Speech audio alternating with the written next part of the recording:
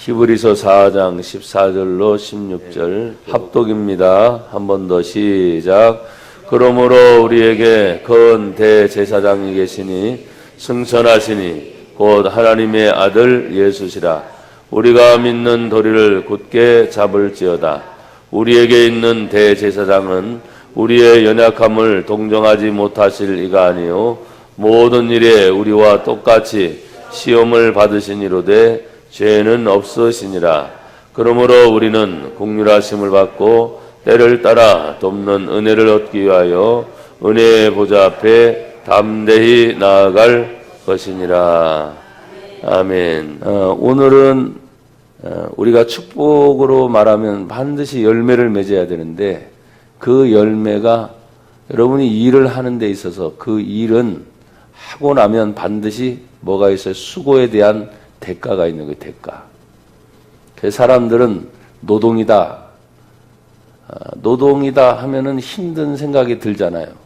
그러니까 근로다, 일한다, 이런 표현을 하는데 우리는 교회 안에 들어오면 하나님이 우리에게 사명을 주셨다. 그리고 그 일을 감당하는 것이 사역이다. 그래서 우리는 하나님의 일꾼이다. 이렇게 말을 해요. 하나님의 일꾼이다. 하나님의 일꾼에게 있어서 가장 먼저 요구되는 것이 있습니다. 맡은 자들에게 구할 것은 뭐라고요? 충성이다. 그 충성이 어디에서 나온지 아십니까?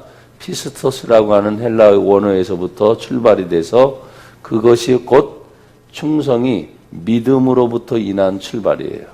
내가 하나님을 믿으니까 그 하나님의 은혜를 받고 은혜 받은 사람이 그 믿음을 근거로 해서 거기에는 어떤 환경이나 주변의 여건이나 또 세상의 방법과 인간의 방법이 아닌 하나님이 원하는 방법으로 내가 일하게 됐습니다. 그래서 충성합니다. 이렇게 고백이 되는 것이죠. 근데 이 사역을 시작함에 있어서 여러분과 저는 늘 물어야 됩니다. 한번 따라 합시다. 나는 누구인가? 대답을 할 수 있죠. 나는 누구인가? 나는 성신교회 성도입니다. 그렇죠? 나는 하나님의 자녀입니다. 또 나는 하나님의 백성입니다. 이런 것들을 여러분이 다 대답할 수 있어야 돼요. 그 자신에 대한 정체성. 내가 누구인지를 모르면 가야 할 바를 잃어버릴 때도 내가 이렇게 가면 안 되지. 나는 어떤 사람입니까? 이 길을 가는 사람이 아니니까. 그러니까 분명한 자기 자신이 누구인가를 알아야 되는데 성경을 이제 우리가 몇 군데를 찾아가면서 하나님이 우리를 지명하여 불렀어요. 이 세상에 많은 종족이 있고 많은 나라가 있고 많은 것들이 있는데 특별히 하나님을 지명하여 우리를 불렀다. 거기서부터 우리는 시작이 됩니다. 자, 성경 말씀을 한번 찾아보세요. 자, 이사야 43장 1절. 이사야 43장 1절. 찾으셨어요? 구약성경 1019페이지입니다. 1절 다 같이 읽어요. 시작. 야곱아 너를 창조하신 여호와께서 지금 말씀하시느니라. 이스라엘아 너를 지으신 이가 말씀하시느니라. 너는 두려워하지 말라. 내가 너를 구속하였고 내가 너를 지명하여 불렀나니 너는 할렐루야. 나는 누군가? 이 많고 많은 사람 중에 하나님이 지명하여 나를 불러서 너는 세상 사람이 아니야. 나의 사람이야. 하고 불렀다는 거예요. 그래서 나는 누구냐? 하나님이 불러준 사람. 또 성경에 보니까 내가 너를 지명하여 불렀고 구속했다. 구원해 준 하나님의 특별한 백성인데 성경은 야곱과 이스라엘을 얘기하고 있어요. 그거는 뭐 설명하면 기니까 어쨌든 성경의 시작이 하나님이 선택한 나라 중에 시작이 됐고 우리나라도 선교 이제 134년 우리 개신교의 역사로 따져서 134년 전만 해도 늘 말했죠. 불교였고 유교였고 아니면 샤머니즘이었고 민속신앙을 가지고 있는 데서는 도저히 하나님을 알 수 있는 길이 없고 구체적인 죄사함의 길이신 예수님을 알 수 있는 길은 없었는데 하나님이 134년 전에 이 나라 대한민국에 예수님의 복음이 들어오게 하셔서 마치 지금 그 당시 수천 년 전이죠. 이 이사야 성경은 예수님이 탄생 이전 약 700년 전 얘기를 하고 있어요. 그러니까 예수님 탄생 전 700년이니까 지금으로 계산하면 한 2800년 전에 하나님께서 야곱 그리고 이스라엘을 불러서 너를 통하여 하나님의 복음이 전파되기를 원하신 것처럼 이 나라 대한민국도 불과 134년 만에 하나님의 복음이 돼서 여러분 요즘에도 이렇게 가만히 생각하니까 우리나라가 이렇게 잘 살게 된 것이 불과 몇십 년밖에 안 돼요. 컴퓨터 시대 또 뭐 디지털이나 뭐 IT 시대 이런 걸 따져보면 불과 몇십 년밖에 안 돼. 그리고 여러분에게 제가 한번 설교할 때도 그런 얘기를 했잖아요. 자동차 시대가 120년 정도밖에 안 돼. 또 비행기를 타고 시대는 110년 정도인가? 그 정도밖에 안 돼. 그러니까 이 100여 년의 세월 동안 엄청난 지구의 변화가 사실은 교통 발달이나 문화적 발달 그리고 컴퓨터의 발달로 이게 이루어져서 우리나라로 보면 불과 몇십 년 사이에 정말 하나님이 지혜 주시고 또 총명 주시고 우리나라 특별히 남한 땅 같은 경우는 지하 자원이 없다는 거예요. 근데 이것을 거꾸로 수입된 원유를 다시 사서 그걸 다시 제조를 해서 다시 수출을 하는 그런 지혜들이 있고 또 전자, 전기 뭐 여러 가지 많은 분야 이 자그마한 땅덩어리 나라에서 조선소, 선박을 만드는 기술 이런 것들이 세계적인 것들이 있어요. 지금도요 꼭 필요한 것들을 보면요 우리나라가 그만큼 지혜롭고 탁월하지만 외국의 기술자들이 지금도 들어와야 되는 것들이 많아요. 사실은 그런 틈새 중에 그 어마어마한 나라의 틈새 중에 대한민국이 하나님의 쓰임을 받게 하셨어요. 마치 지금에 있는 말씀처럼 야곱아 너를 창조하신 여호와께서 지금 말씀하시고 이스라엘에 너를 지으신 이가 말씀하시고 우리 대한민국을 향해서 말하면 대한민국아 내가 너를 지명하여 불렀다. 하나님의 사람아 내가 너를 지명하여 불렀다. 내가 너를 구속하였고 지명하여 불렀나니 너는 내 것이기 때문에 뭐하지 말아라. 두려워하지 말아라. 놀라지 말아라. 내가 너와 함께하느니라. 나는 누구인가? 나는 하나님이 함께하는 사람. 어딜 가든지 누굴 만나든지 무슨 일을 하든지 여러분 두려워하지 않기를 주의 이름으로 축복합니다. 자, 또 나는 누구인가? 로마서 5장으로 한번 신약 성경에서 또 찾아보겠어요. 로마서 5장 6절 찾으셨어요? 신약 성경 245페이지입니다. 5장 6절 다 같이 시작. 우리가 아직 연약할 때 기약대로 그리스도께서 경건치 않은 자를 위하여 죽으셨도다. 아멘. 나는 누구인가? 연약한 인간이에요. 아셨죠?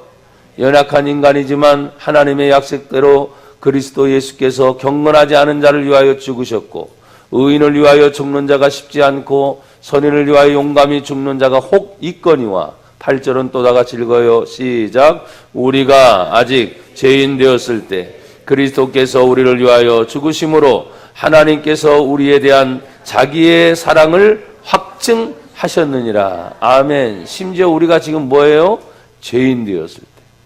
연약할 때도 죄인일 때도. 연약할 때 여러분 많잖아요. 그렇죠? 우리가 예수님의 십자가의 은혜로 분명히 구속받은 건 사실이지만 그 예수님의 은총이 아니면 언제나 나나 여러분은 뭐예요? 죄를 짓는 죄인이야. 다시 말합니다. 죄를 짓기 때문에 죄인입니까? 죄인이기 때문에 자꾸 죄를 짓습니까? 그래요. 죄인이니까 자꾸 죄를 짓는 거예요. 여기 성경에 죄인 되었을 때 우리의 존재가 그렇단 말이에요. 연약할 때 죄인 되었을 때 심지어는 주님이 죽으심으로 그 죽으심은 십자가의 죽음이겠죠. 하나님이 우리에 대한 하나님의 사랑을 확증, 보여주신 것이 예수님의 십자가의 사랑이라는 거예요.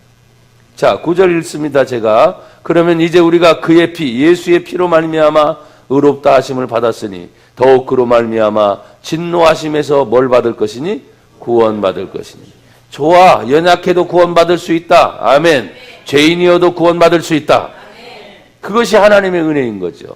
자, 10절은 또 같이 읽어요. 시작. 곧 우리가 원수 되었을 때 그의 아들의 죽으심으로 말미암아 하나님과 화목하게 되었은즉 화목하게 된 자로서는 더욱 그의 살아나심으로 말미암아 구원을 받을 것이니라. 아멘. 심지어 원수 됐을 때까지도 결국 뭐예요? 구원받는 것이에요. 그러면 아까 하나님이 너는 내 것이라고 지명하여 불렀다고 하는 것도 구속의 은총이에요.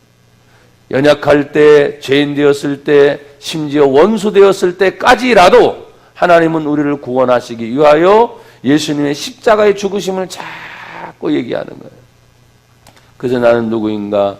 예수님의 십자가의 은총으로 구원받은 사람입니다. 고백합시다. 두 손을 들어보세요. 예수님 때문에 나는 구원받은 사람입니다. 아멘. 연약할 때, 그렇죠? 또 뭐예요? 죄인 되었을 때, 심지어 원수 되었을 때까지라도.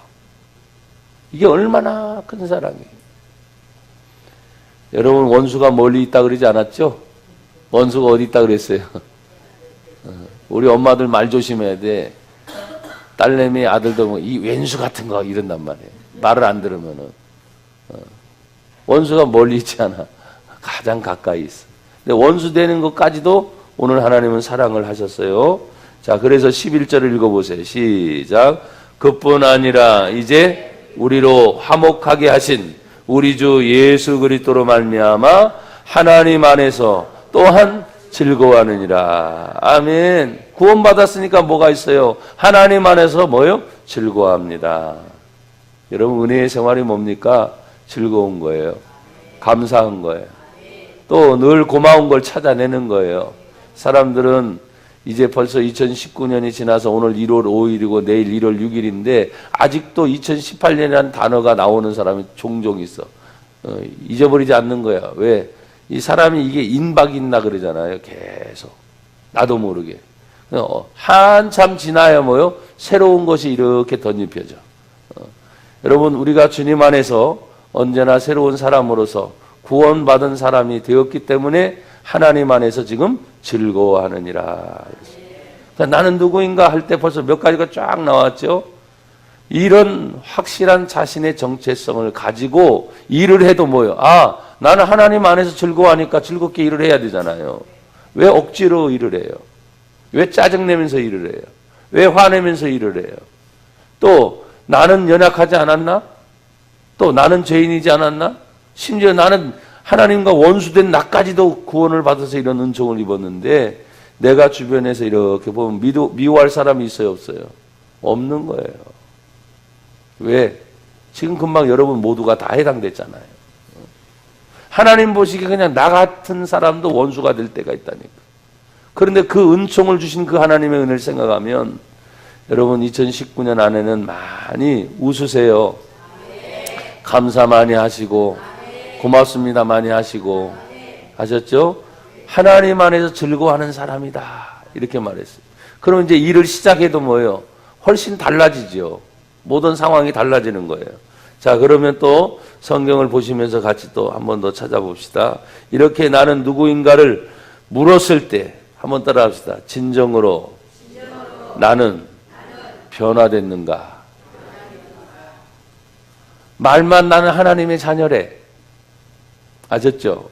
나는 하나님이 함께 하는 사람이래.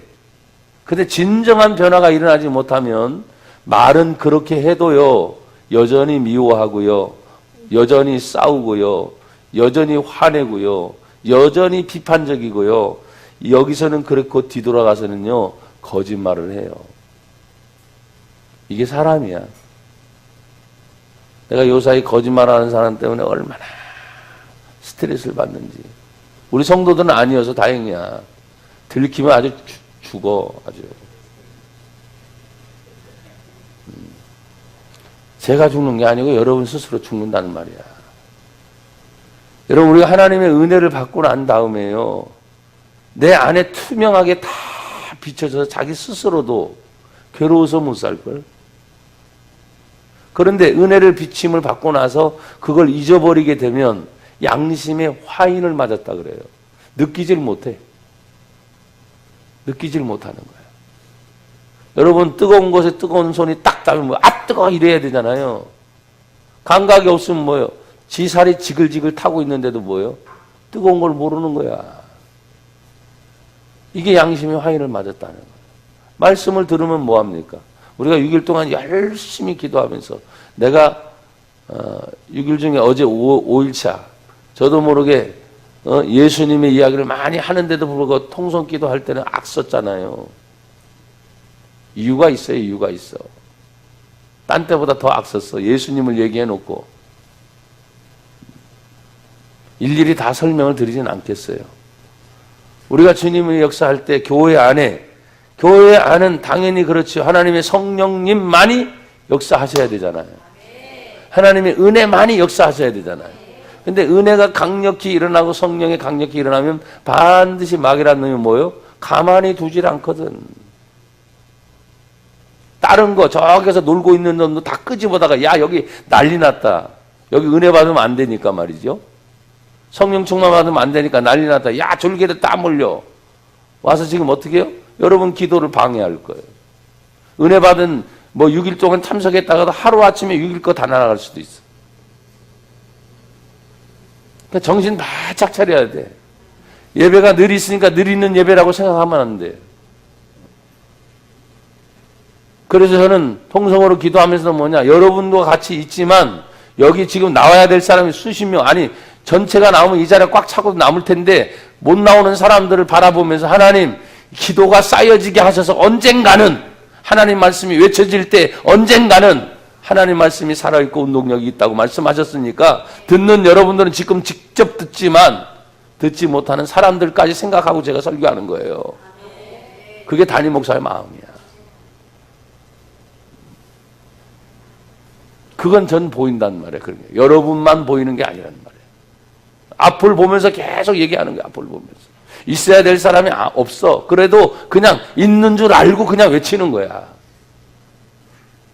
그럴 때 하나님의 깨달음은 꼭 우리가 여기에서 있어서 같이 합심해서 쫙 집중해서 우리가 같이 기도하게 되면 이 기도의 덕 때문에 오지 않는 다른 사람들이 사는 줄 지들은 몰라. 난 말합니다. 여러분의 기도 때문에 다른 사람이 살고 있는 거예요. 왜 아멘들 안 해? 기도도 안 하셔? 기도하는 사람들 때문에 다른 사람이 산다니까? 우리가 복음 찬송 중에 그게 있잖아요. 누군가 널 위해 뭐예요? 기도한다.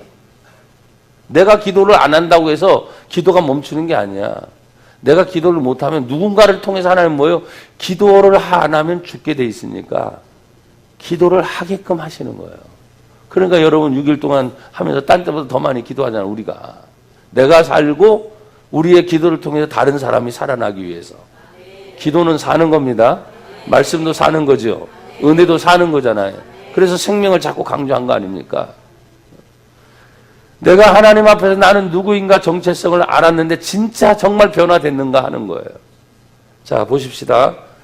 고린도후서 5장 17절은 우리가 또 늘 암송하고도 하는 말씀인데 같이 또 읽어요. 찾으셨어요? 누구든지 그런즉 누구든지 시작. 그런즉 누구든지 그리스도 안에 있으면 새로운 피조물이라. 이전 것은 지나갔으니 보라 새 것이 되었도다. 진짜 누구든지 그리스도 안에 있으면 새로운 피조물인데 이전 것은 지나갔으니 지금 새롭게 되었다 하는데 자꾸 과거에 매이거나 내 삶의 어떤 부분에 매이면 진정으로 주의 일을 하면서도 여러분이 여기에 문제에 부딪힐 때가 많단 말이에요. 자, 그러면 한 예를 더 들어봅시다. 사무엘상 10장 6절. 사무엘상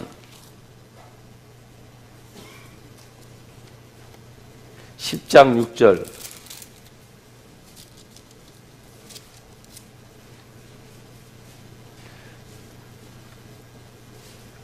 찾으세요. 다 같이 또 읽어봐요. 다 같이 시작. 내게는 여호와의 영이 크게 임하리니 너도 그들과 함께 예언을 하고 변하여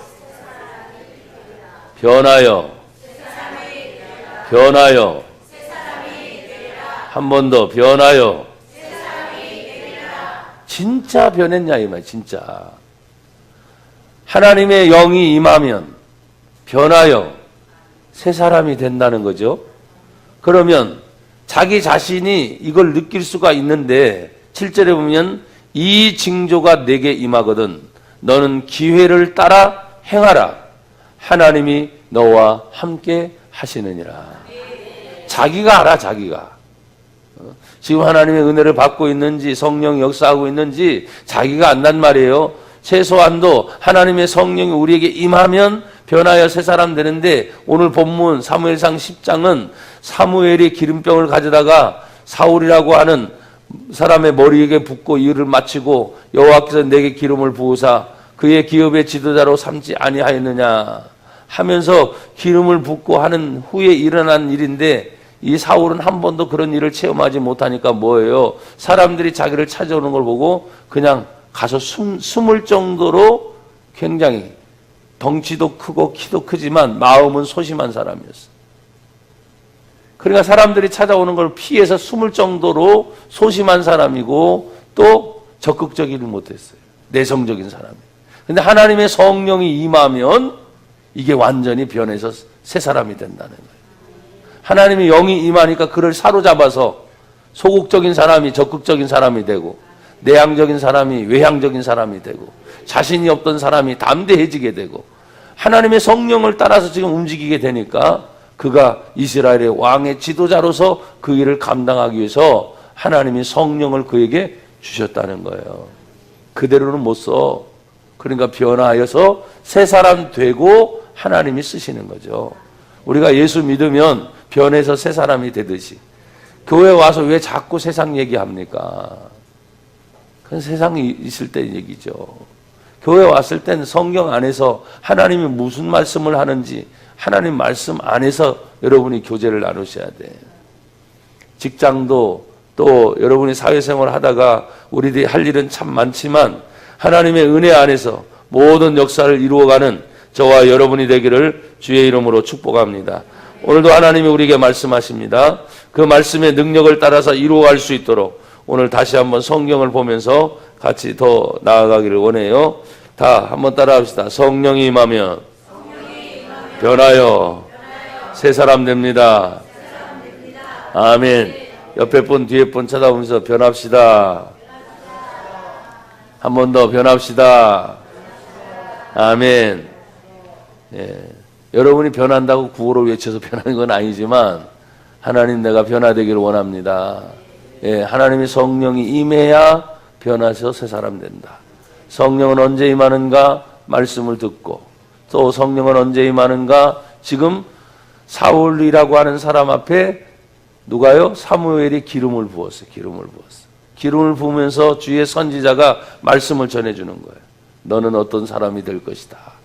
그 하나님 말씀을 전해줄 때 그 자신에게 성령이 네게 크게 임하게 되면 다른 사람들도 막 예언하는데 너도 그렇게 될 것이고 그 증거가 내게 보이거든. 기회를 따라 네가 알아서 움직여라. 왜? 하나님이 너와 함께 하시기 때문이다. 숨지 마 이제는. 다른 사람들이 찾아온다고 해서 자꾸 숨지 말고 네가 어떤 기회가 오든지 알아서 움직이면 하나님이 함께 하시는 증거가 너에게 나타날 것이다. 여러분 우리가 아까 우리 목사님께서 찬양 전에 예배 전에 찬양이죠. 나의 등 뒤에서 사실 맞아요. 등 뒤에서 밀어. 하지만 앞에도 계셔. 앞에서도 가고 뒤에서도 보호하시잖아요. 그렇죠? 좌우에 어디를 가든지 항상. 근데 등 뒤에서는 언제나 여러분이 앞서서 행하도록 여러분들을 밀어주시는 거예요. 2019년도 내가 여러분이 2019년 맞이하고 싶어서 왔어요? 가만히 있으니까 날짜 바뀌어서 왔잖아.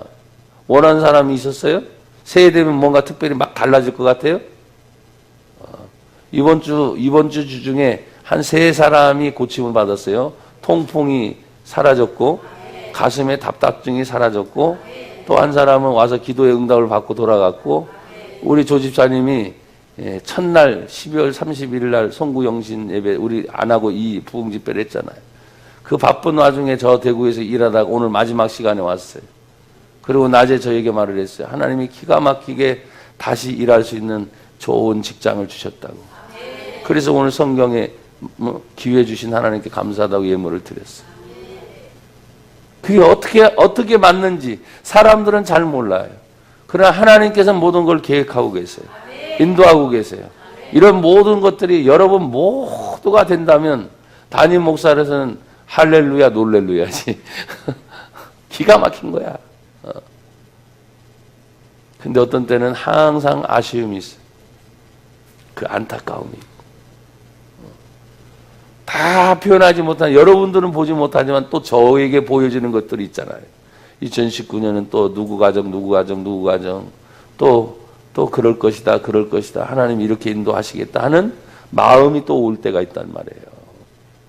사랑하는 여러분, 정말 주의 성령이 임하면 변하여 새 사람 됩니다.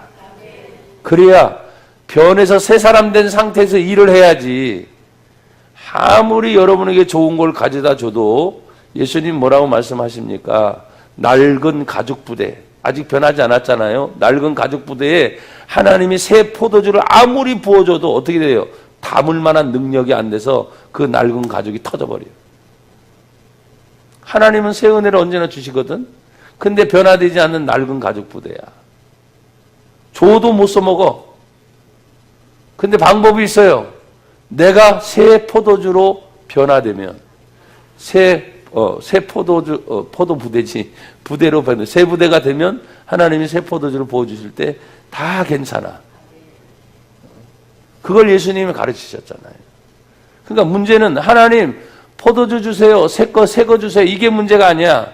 내가 그 새 것을 받을 만한 준비가 되었느냐가 문제예요. 줘도 못 써먹는 사람이 의외로 많다니까요. 못 써먹어.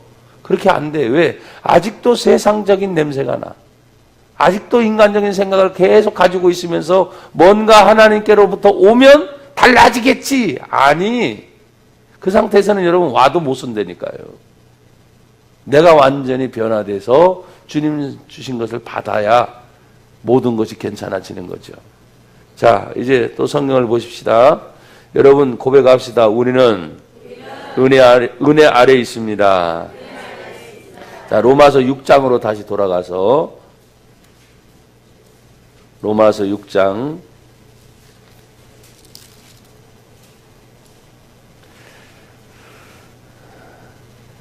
10절을 같이 한번 또 읽어봐요. 로마서 6장 10절 다 찾으셨어요? 예, 읽어요. 시작. 그가 죽으심은 죄에 대하여 단번에 죽으심이요 그가 살아계심은 하나님께 대하여 살아계심이니. 자, 설명 안 해도 되겠죠? 자, 이와 같이 11절 너희도 너희 자신을 어디에? 죄에 대하여는 죽은 자요 그리스도 예수 안에서는 하나님께 대하여는 어떻게 해요? 살아있는 자로 여길지어다. 자, 하나님의 일을 하려면 죄에 대해서는 내가 죽고 이제는 다시 그리스도 안에서 하나님께 대하여 나는 삽니다 하는 자세를 여러분이 갖게 되는 거예요. 그러면 내 몸이 불의의 무기가 되든지 의의 무기가 되든지 내 몸이 둘 중에 하나는 돼요. 자, 그러면 12절 그러므로 너희가 죄가 너희 죽을 몸을 뭐하지 못하게? 지배하지 못하게 하여 몸을 어디에 순종하지 말고 몸의 사욕. 내가 하나님을 위해서 기쁘게 하려고 하는데 내 몸의 사욕이 계속 있어서 하나님의 뜻대로 못 살게 한다는 거죠. 그러면 어떻게 해야 되느냐?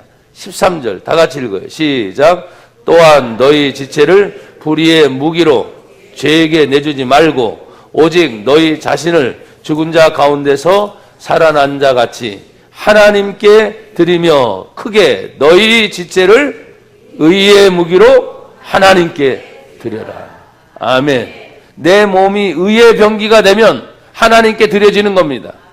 근데 내 몸이 불의의 병기가 되면 죄에게 바쳐지게 돼서 몸은 하나인데 하나님을 기쁘게 하든지 아니면 이 몸이 죄에게 사로잡혀서 하나님과 멀어지든지 둘 중에 하나밖에 없어요. 답은 나와 있지요. 주여 내가 의의 무기가 되게 하여 주옵소서. 그래서 직장을 가도 사회생활을 해도 어딜 가도 하나님 앞에 드려진 사람은 절대로 자꾸 인간적인 생각 같지 않습니다. 자꾸 세상의 방법을 따라가지 않습니다. 내가 어디에 있든지 하나님이 기뻐하시는 의의 무기가 되게 해 주시옵소서. 자, 그러면 의의 무기가 되면 하나님의 은혜가 어떻게 됩니까? 14절 다 같이 읽어요. 시작.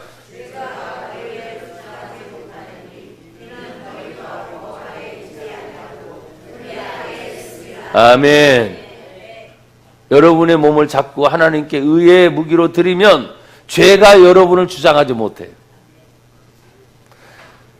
너희는 법 아래 있지 아니하고 어디 아래 있기 때문에? 하나님 은혜 아래 있기 때문에. 하나님의 은혜 아래 있기 때문에. 이게 얼마나 좋습니까? 그래서 어딜 가든지 우리는 하나님의 은혜가 있음을 기억하십시오. 멀리 가도 하나님의 은혜가 있습니다. 가까운 곳에서 하나님의 은혜가 있습니다. 일하면서도 하나님의 은혜가 있습니다. 가정에도 하나님의 은혜가 있습니다. 교회에 들어와도 하나님의 은혜가 있습니다.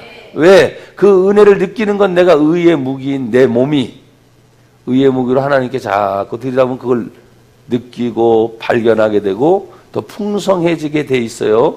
그래서 여러분 은혜가 없다고 말하지 마세요. 은혜는 널려 있는 게 하나님의 은혜입니다. 근데 내 몸이 그 은혜를 못 느끼는 이유는 불의의 무기로 자꾸 죄에 사로잡히고 내 몸의 사욕, 이 몸이 자꾸 편하고 좋아하고 세상적으로 가게 하는 사욕이 자꾸 나를 유혹해서 거기에 따라가는 거예요. 경건의 훈련이라는 것은요, 여러분에게 그렇게 가르쳤어요. 기도도 어떤 때는 하기 싫을 때가 솔직히 있어요. 왜? 날씨 추워지잖아. 또 게을러지기 쉽고 또 하필이면 이런 때 또 갑자기 비상소집을 해서 뭐 하지? 작전 기도하지. 일이 산더미 같이 쌓였는데. 근데 모르지. 왜 작전 기도하자고 하는지는 모르잖아. 상황을 보고서 선포합니까? 아니거든요. 전쟁이 언제 갑자기 일어난다고 선포합니까? 적군이? 그냥 때려 내려오는 거예요. 그럼 뭐예요? 깨어 있으면 그냥 맞이해서 준비해서 방어할 수 있지만 방어 못하는 거, 깨어 있지 못하면 다 당하는 거죠. 그게 영적인 전쟁과 똑같아요. 우리는 평상시에 일어나니까 괜찮아 라고 말했지만 여러분 보십시오. 6일간 하면서 토요일 날 집회하는 교회가 솔직히 주변에 있겠어요? 없을 거예요. 그러니까 어떤 때는요, 이것을 우리가 지금 이렇게 뿐만 아니라 우리 교회는 3주간도 연속으로 막 집회한 적도 있으니까 참 이상한 교회, 별난 교회라는 얘기를 제가 들은 적도 있어요. 근데 지금까지 했던 부흥회를 이렇게 쭉 제가 점검하니 기록들이 있으니까 모여서 기도할 때 하나님이 가장 역사하셨어요. 모여서. 또 가장 힘들고 어려웠을 때도 모여서 기도했을 때 하나님이 그 문제를 풀어주셨어요. 그 사람이 많고 적음이 아니더라고. 집중되고 하나 되고 연합되는 그 힘으로 나는 정말 확신 갖고 여러분에게 선포합니다. 이 자리에 안 온 분이 더 많을 수도 있어요. 근데 여러분의 기도 때문에 그 사람들이 다 삽니다. 그래서 교회의 존재가 바로 그런 거예요. 여러분 은혜 아래 우리가 있다는 걸 기억하십시오. 또 사람들은 그런 얘기를 합니다. 뭐 꼭 그래야 돼? 그래야 돼? 이런 얘기를 해요. 꼭 그래야 돼? 꼭 그래야 될 필요성이 있을 때가 있어요. 어느 날 갑자기 찾아오는 사건, 사고는 우리들에게 예고 없이 찾아오는 거예요. 그렇죠? 14절로 16절 교도갑니다. 히브리서 4장 14절로 16절 교도갑니다. 그러므로 우리에게 큰 대제사장이 계시니 승천하시니 곧 하나님의 아들 예수시라. 우리가 믿는 도리를 굳게 잡을지어다.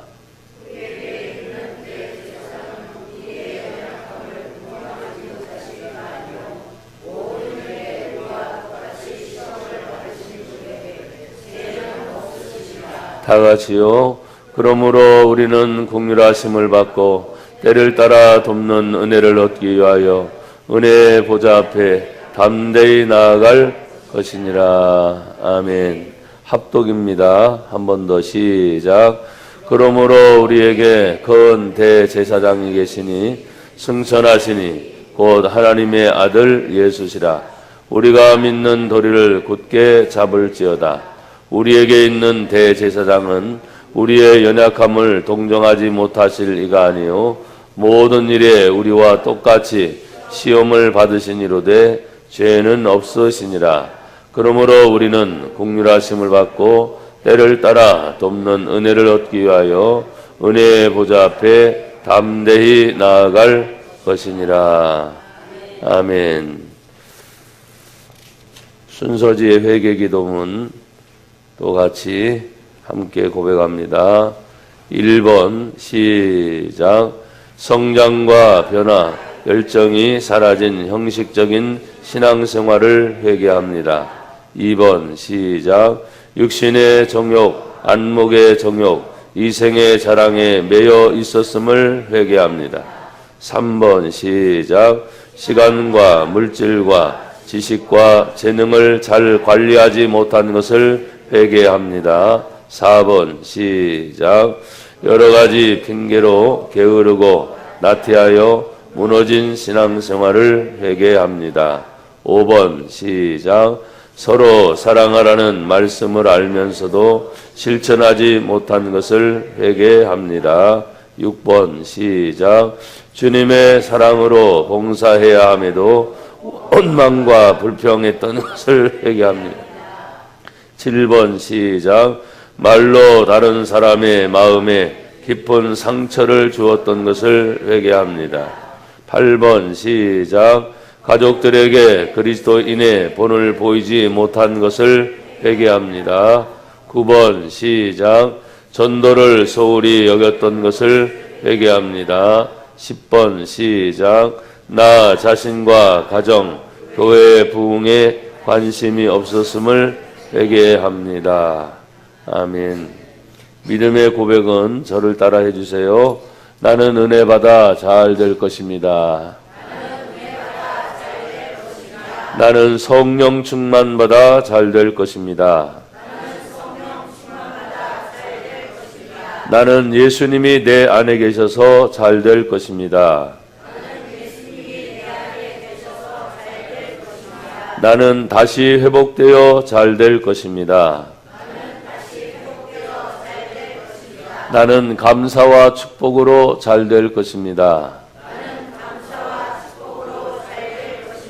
나는 믿음의 열매로 잘 될 것입니다.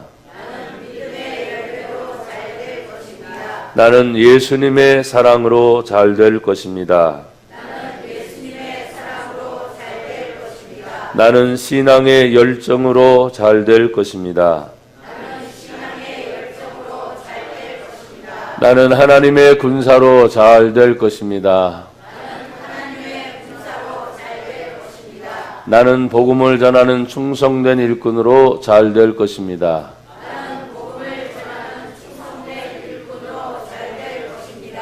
아멘. 이 믿음의 고백은 제가 2018년 동안 우리나라 전 세계를 다니면서 말씀을 전할 때 꼭 같이 고백을 했으니까 아마 수만 명이 같이 계속해서 고백을 하고 퍼져나갈 거예요. 제가 기억상만 해도 10,000명 이상이 되니까 모인 집회 전체를 이렇게 계산을 해보면 그래요. 그러니까 좋은 분들은 계속해서 또 쓰고 있겠죠. 그렇죠?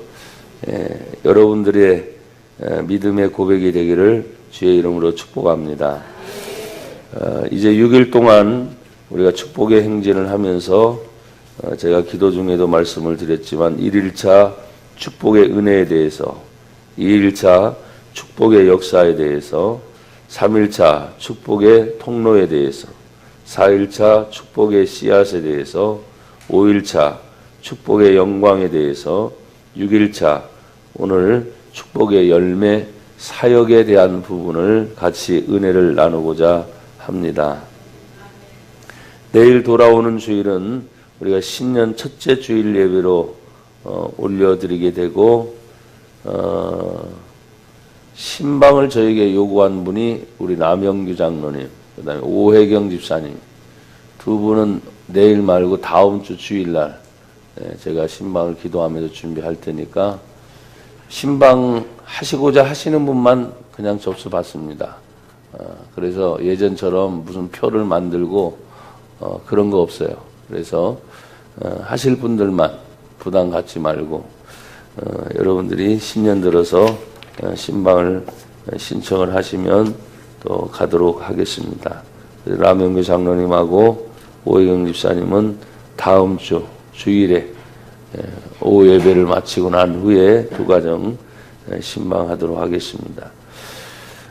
우리 성신 가족의 명단은 여러분들이 그렇게 나와 있는 것처럼 가정수로는 이제 30가정이 됐고 또 그 가정을 위해서 여러분이 계속 기도하시라고 일부러 이 1일차부터 또 마지막 날까지 우리 목사님들이 상당히 많이 제가 보니까 한 12~13분인가 14분이 더 되는구나. 오늘 마지막 우리 이용훈 목사님까지 여기 앞에 오셨는데 뭘 쳐다봐요 또. 이용훈 목사님 몰라요? 세계 최대 교회 담임 목사님. 그러면 또 놀래지.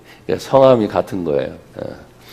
어쨌든 마지막 순간까지 또 이렇게 사랑과 관심을 가져주시고 또 찾아주셔서 감사를 드립니다. 오늘은 우리가 축복으로 말하면 반드시 열매를 맺어야 되는데 그 열매가 여러분이 일을 하는 데 있어서 그 일은 하고 나면 반드시 뭐가 있어요? 수고에 대한 대가가 있는 거예요. 대가. 그 사람들은 노동이다. 노동이다 하면은 힘든 생각이 들잖아요. 그러니까 근로다, 일한다, 이런 표현을 하는데 우리는 교회 안에 들어오면 하나님이 우리에게 사명을 주셨다. 그리고 그 일을 감당하는 것이 사역이다. 그래서 우리는 하나님의 일꾼이다. 이렇게 말을 해요. 하나님의 일꾼이다. 하나님의 일꾼에게 있어서 가장 먼저 요구되는 것이 있습니다. 맡은 자들에게 구할 것은 뭐라고요? 충성이다. 그 충성이 어디에서 나온지 아십니까? 피스토스라고 하는 헬라 원어에서부터 출발이 돼서 그것이 곧 충성이 믿음으로부터 인한 출발이에요. 내가 하나님을 믿으니까 그 하나님의 은혜를 받고 은혜 받은 사람이 그 믿음을 근거로 해서 거기에는 어떤 환경이나 주변의 여건이나 또 세상의 방법과 인간의 방법이 아닌 하나님이 원하는 방법으로 내가 일하게 됐습니다. 그래서 충성합니다. 이렇게 고백이 되는 것이죠.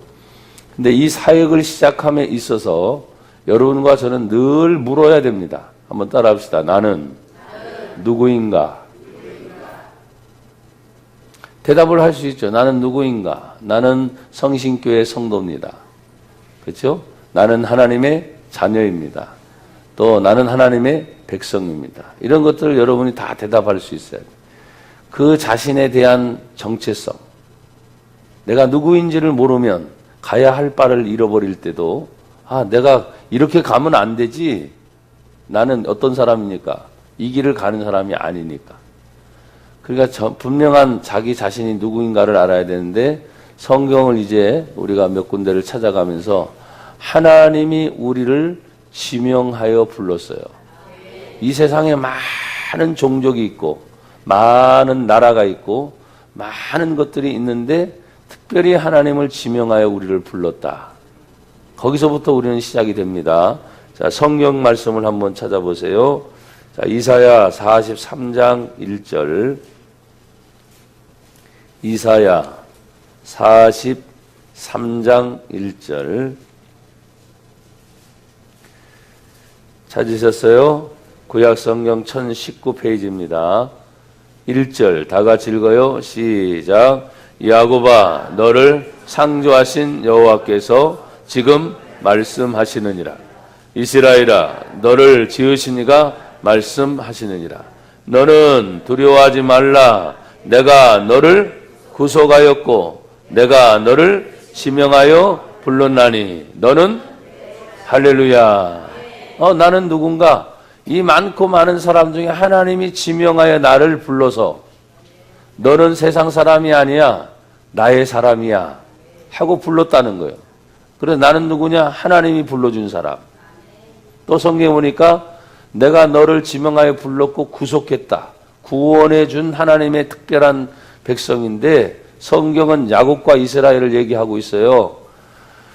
그거는 뭐 설명하면 기니까 어쨌든 성경의 시작이 하나님이 선택한 나라 중에 시작이 됐고 우리나라도 선교 이제 134년 우리 개신교의 역사로 따져서 134년 전만 해도 늘 말했죠. 불교였고 유교였고 아니면 샤머니즘이었고 민속신앙을 가지고 있는 데서는 도저히 하나님을 알 수 있는 길이 없고 구체적인 죄사함의 길이신 예수님을 알 수 있는 길은 없었는데 하나님이 134년 전에 이 나라 대한민국에 예수님의 복음이 들어오게 하셔서 마치 지금 그 당시 수천 년 전이죠. 이 이사야 성경은 예수님이 탄생 이전 약 700년 전 얘기를 하고 있어요.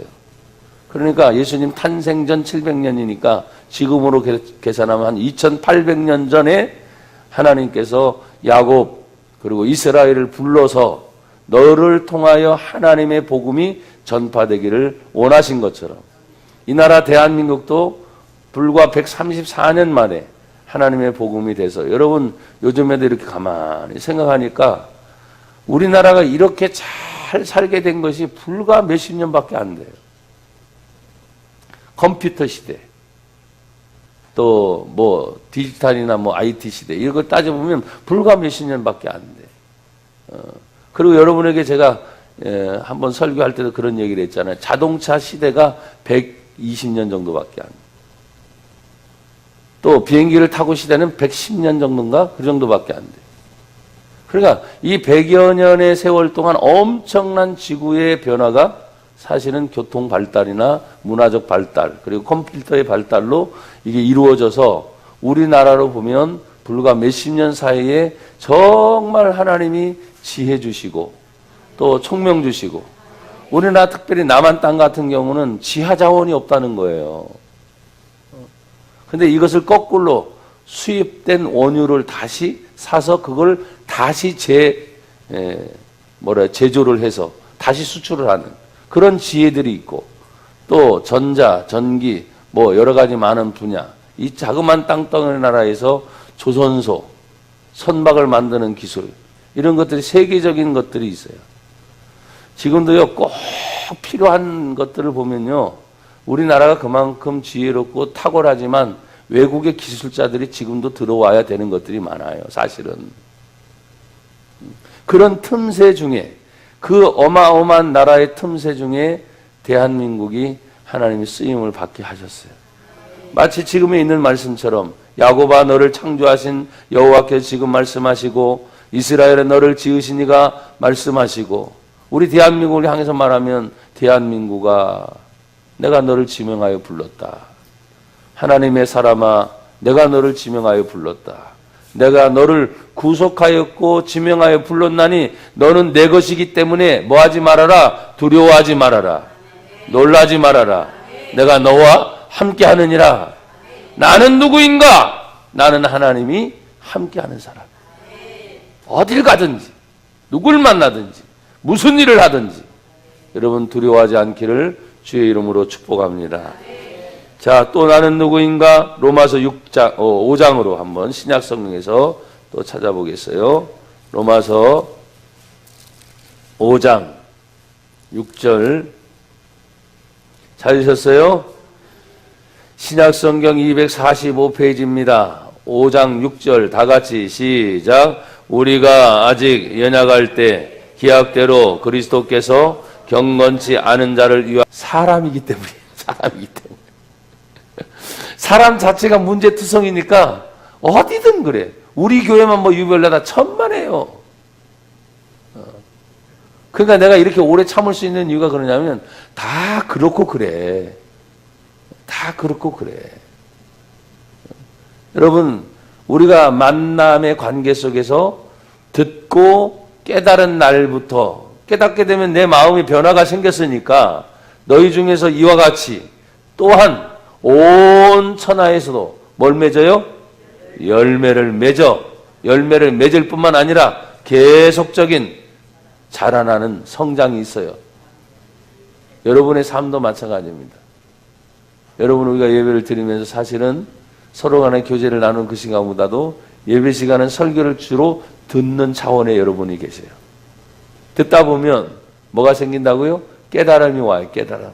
그 깨달음이 우리 마음속에서부터 결단하게 하잖아요. 내가 깨달았으니까 이제 이렇게 살아야 되겠다. 저렇게 살아야 되겠다. 결단을 하게 돼요. 그 깨닫는 것이 여러분이 나가서 이제 실천을 하겠죠? 실천을 하게 되면 어떻게 되겠어요? 그 실천에 대한 열매가 뭐예요? 사역 중에 나타나. 여러분의 가정일을 하든지 직장일을 하든지 어떤 부분에서 무슨 일을 하든지 그 일을 할 때마다 하나님의 말씀이 생각나겠죠. 그때마다. 그렇구나. 그때 이제 하나님이 뭘 주셔요? 열매를 주시는 거예요. 그래서 밀접한 관계가 있는 거예요. 성도들이 모든 일이 바쁜 중에도 주중에 몇 번씩 예배를 드리는 이유는 그 예배 중에 하나님이 주신 생명의 말씀을 들음으로 인해서 내 안에 깨닫고 결단하는 시간이 예배 때마다 일어나요. 그러면 돌아가서 어떻게 합니까? 직장 생활하면서 그 생각하는 거죠. 가정 생활하면서 그 생각하는 거죠. 또 여러분 어떤 때 혼자 계셔도 그 생각이 또 나야 돼. 그래서 그 말씀 안에서 하나님 앞에 풍성한 열매를 계속 맺어가게 하시는 거예요. 사랑하는 여러분, 6일 동안 수고 많이 하셨고 또 여러분이 받은 바 은혜를 절대 놓치지 않도록 여러분이 힘쓰셔야 되고, 이 자리에 혹시 못 나온 많은 분들이 계셔요. 우리 동영상들을 목사님께서 잘 이렇게 찍어서 다 올려놓으시니까 여러분들은 요즘에 그렇잖아요. 다운을 받아서 보는 방법, 인터넷에 들어가서 보는 방법, 못 나왔으니까 일부러 또 보내주기도 해. 그 보든 안 보든 그 사람의 자유겠지만 하나님의 말씀을 이렇게 선포했구나, 우리 교회에서 6일 동안 이렇게 진행됐구나 하는 걸 자세하게 다 올려놨으니까 얼마나 또 감사해요. 그렇죠? 근데 제일 중요한 것은 저도 동영상을 다른 분들 걸 많이 보잖아요. 제가 설교하면서 내 설교도 듣지만 다른 분 설교 들었는데 진짜 은혜는 예배 현장에 있는 거야. 예배 현장. 내가 유튜브를 보면서 뭐 이거 은혜를 많이 받네 안 받네 이것보다는 내가 예배 현장에 있어서 같이 찬송하고 같이 기도하고 같이 이 분위기를 함께 느끼는 것, 그거 이상 따라올 수가 없어요. 그러니까 먼저는 예배 참석한 여러분이 은혜의 주인공이 되셔야 돼요. 그리고 보너스 다른 분들도 그렇게 보면서 저도 보면 설교 중에 특별히 유튜브를 통해 은혜 받는다 그건 없어요. 이 부분은 이렇구나, 이 부분은 그렇구나. 제가 목사인 시각에서 봐서 그런지, 또 가끔씩 TV를 보면서 사람들이 설교를 하잖아요. 앉아있는 자세부터 틀리잖아. 시청하는 거지 예배 드리는 게 아니잖아. 텔레비를 시청하고 있는 거지 내가 예배 드리는 게 아니잖아. 이게 마음 자세부터가 틀리더라고. 그래도 아주 다급하거나 갈급한 사람은 시청하면서도 은혜가 받긴 또 되나 봐요. 근데 여러분들은 예배자의 자리에 있었기 때문에 반드시 더 큰 역사들이 일어나야 돼요.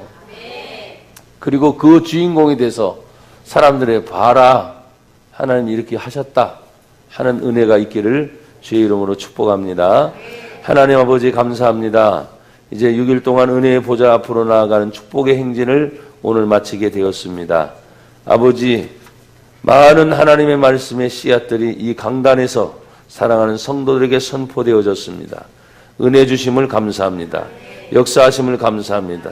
통로를 열어주심을 감사합니다. 씨앗이 심겨졌으니 자라고 꽃이 피고 열매를 맺게 하시고 영광스러운 예수의 이름으로 주의 뜻이 이루어지게 하옵소서. 이제 저희들이 새해 시작해서 신년 첫 주일을 맞이하면서 한 해 모든 일들을 시작하게 됩니다. 사역함에 있어서 이 말씀들이 기억나게 하시고 우리의 힘이 아니라 하나님의 거룩한 성령의 역사하심으로 내가 하나님 앞에 불의의 병기가 아니라 의의 병기로 쓰임받게 하옵소서. 예수님 이름으로 감사하며 기도드리옵나이다. 아멘.